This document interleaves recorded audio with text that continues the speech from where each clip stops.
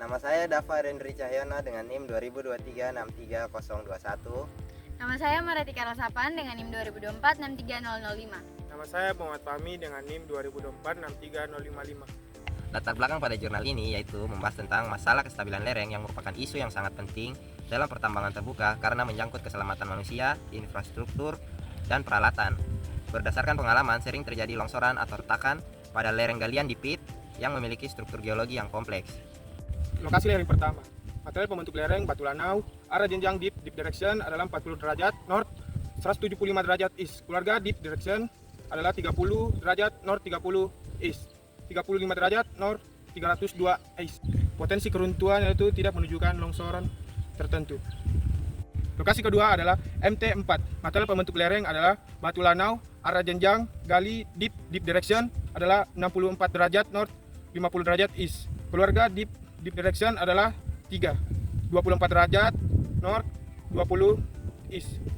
35 derajat north, 160 derajat east. Yang ketiga 20 derajat north, 350 east. Potensial keruntuhan adalah mempunyai potensial ketidakmampan berpotensial membentuk kelongsoran bidang longsoran planet fluida ke arah north 173 east. Lokasi lereng ketiga berada di TAL Utara, di mana material pembentuk lerengnya adalah batu lanau dan arah jenjang gali deep direction-nya adalah 41 derajat north, 116 derajat east. Kemudian keluarga kekarnya ada satu deep direction yaitu 10 derajat north, 81 derajat east. Potensi keruntuhan tidak menunjukkan jenis longsoran tertentu. Pembahasan terkait lereng dan strike deep adalah di mana MT4 berada dalam kondisi tidak aman atau menunjukkan adanya potensi longsoran. Kemudian pada lereng Inside Dam Utara dan TAL Utara menunjukkan kondisi aman atau tidak ada potensi longsoran. Hubungan strike deep, lereng dan stabilitas, di mana lereng MT4 yang tidak aman, hasil proyeksi stratigrafi menunjukkan perpotongan bidang-bidang kekar berada di antara jenjang-jenjang gali dan sudut geser dalam. Kondisi ini mengidentifikasikan adanya potensi ketidakamanan atau tidak stabil dengan potensi keruntuhan tipe longsoran bidang. Batuan yang paling rentan terhadap longsoran intensif adalah masa batu lempung atau claystone. Kemudian pada lereng Inside Dam Utara dan TAL Utara yang dimana dalam keadaan aman, perpotongan bidang-bidang kekar yang terjadi berada di luar daerah antara jenjang gali dan sudut geser dalam. Hal ini berarti kekar yang berkembang di daerah tersebut tidak menunjukkan jenis longsoran tertentu atau tidak kritis secara kinematik. Halo semuanya, pada kesempatan ini saya akan menjelaskan mengenai hasil penelitian dengan judul struktur kekar sebagai pengganggu stabilitas bangunan jembatan di daerah Kokap, Yogyakarta. Nah, penelitian ini berfokus pada pengaruh struktur kekar terhadap stabilitas bangunan jembatan, terutama karena di lokasi penelitian, batuan fondasi utama yang menyusun daerah tersebut adalah batuan beku andesit. Batuan beku andesit terbentuk dari proses pendinginan magma di permukaan bumi. Secara umum, andesit memiliki kekuatan tekanan yang tinggi dan struktur yang sangat kompak, sehingga sering dijadikan fondasi alami bangunan teknik sipil, seperti jembatan. Namun, di balik kekuatannya, andesit juga mudah mengalami rekahan atau kekar akibat pendinginan, aktivitas tektonik maupun pelapukan. Struktur kekar inilah yang dapat menjadi bidang lemah dan berpotensi mengganggu kestabilitas fondasi jembatan di daerah tersebut.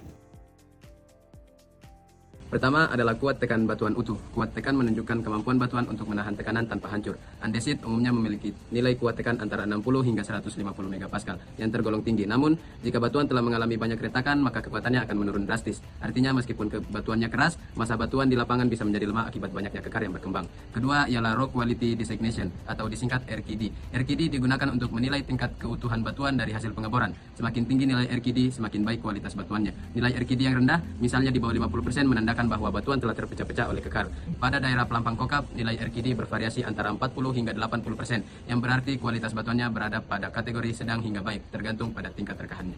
3 yaitu jarak spasi kekar. Spasi kekar adalah jarak antara satu bidang retakan dengan bidang retakan lainnya. Pada batuan andesit, spasi kekar biasanya berkisar antara 10 sampai 10 cm. Semakin rapat jarak antar kekar, semakin kecil ukuran blok batuan yang terbentuk. Hal ini menyebabkan massa batuan menjadi kurang stabil dan berpotensi terjadi runtuhan lokal di sekitar tebing atau abutmen jembatan. Sebaliknya, jika spasi kekar cukup lebar, maka batuan akan lebih stabil dan mampu menopang beban fondasi dengan baik. Keempat, yaitu kondisi kekar itu sendiri, yang meliputi kemenerusan, bukaan, kekasaran bidang, material pengisi, serta tingkat pelapukan. Di daerah penelitian, sebagian besar kekar pada andesit memiliki bukaan antara 1 sampai 5 mm dengan material pengisi berupa lempung halus dan oksida besi. Bidang kekarnya cenderung halus hingga agak kasar, dan beberapa di antaranya menunjukkan kemenerusan cukup panjang hingga beberapa meter. Kondisi seperti ini dapat menyebabkan bidang kekar menjadi bidang gelincir potensial, terutama bila air meresap melalui rekahan dan memperlemah gaya gesek antar bidang batuan. Kelima adalah kondisi air tanah. Air tanah memiliki peran yang sangat penting dalam kestabilan batuan. Air yang masuk melalui kekar dapat meningkatkan tekanan air pori, menurunkan kekuatan geser batuan, serta mempercepat proses pelapukan kimia. Di daerah pelampang kokap, curah hujan tergolong tinggi dan banyak terdapat aliran air permukaan sehingga air mudah meresap ke dalam sistem kekar batuan.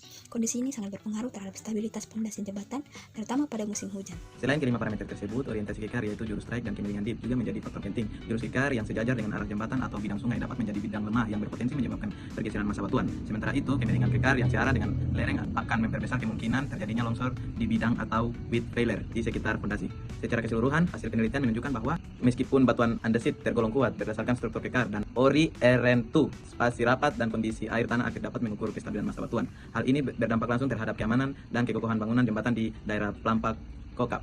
Demikian penjelasan singkat mengenai struktur kekar bagian bangunan stabilitas bangunan jembatan di daerah Pelampak Kokap, Yogyakarta. Semoga penjelasan ini dapat memberikan gambaran yang jelas tentang pengertian memahami kondisi geologi dan struktur batuan dalam penggunaan infrastruktur teknik sipil. Terima kasih. Perkenalkan, nama saya Irene Elizabeth Wagap dengan NIM 2023-63054.